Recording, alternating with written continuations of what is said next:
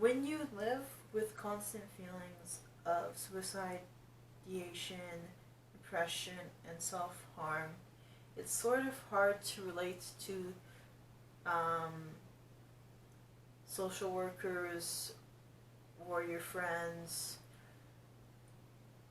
or psychologists or therapists or people who ask you questions like, do you ever feel like hurting yourself? And my response is, all the time!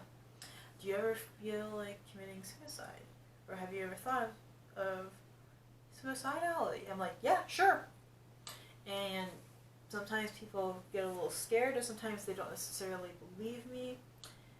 And it's hard to really grasp the idea of not living with these thoughts and not being this person, because this is what I am, this is how I live, this is all I know.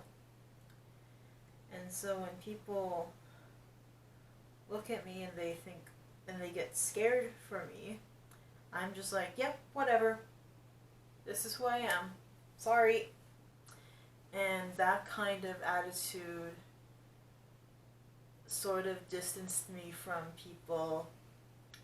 And one of the cardinal signs of suicidality and depression and thinking about committing suicide is you start to distance yourself from your friends and from people. So when I started distancing myself from people but thinking about doing other things rather than suicide, people stopped worrying about me, even though in my mind I knew that this was my suicide.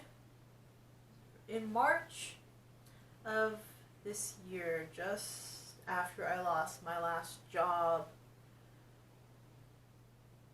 thought about some things. And so while I was on EI, and while I was thinking, it's either I take another crummy job that I'm not going to like, and it's probably not going to work out for me in the long run, but it's going to keep me afloat, or you're homeless on the street. And eventually, being homeless on the street started sounding like the better idea.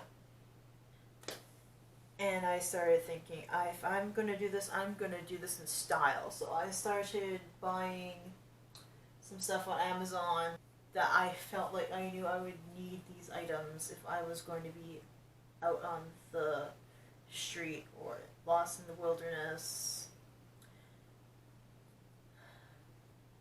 And that is what I had been doing. I had been slowly purchasing items that would help me complete this plan. In addition, I started getting rid of things in my house. I would start donating clothes that I didn't wear anymore or I felt like I just didn't need. I would try to give away books that I just felt like I was never going to read or did not feel like I needed anymore, like old textbooks, because I was clearly not going to need a book on insect ecology any freaking more. I'm just going to take anything and everything I can carry with myself for this adventure, and the rest of this stuff, fuck it all. Fuck it all, fuck it all, fuck it all. And when I finally started thinking about things that way, I really started to feel free. Like I had lifted a weight up off my shoulders, because the things that kept me living in Ottawa and living this shitty life were things like the fact that I had an apartment to keep rent up. I had all this stuff inside the apartment that I would have had to deal with. And then I also had like friends and relationships that I would have to tell that I'm leaving potentially, or I had a job that made me stay there to get money, and all of this stuff just started floating away. And I felt kind of like Emma from Mrs. Peregrine's House for Peculiar Children. I just felt like I had these lead boots on my feet, and when I took them off, I could be as free as a bird and fly away. And that is what this is.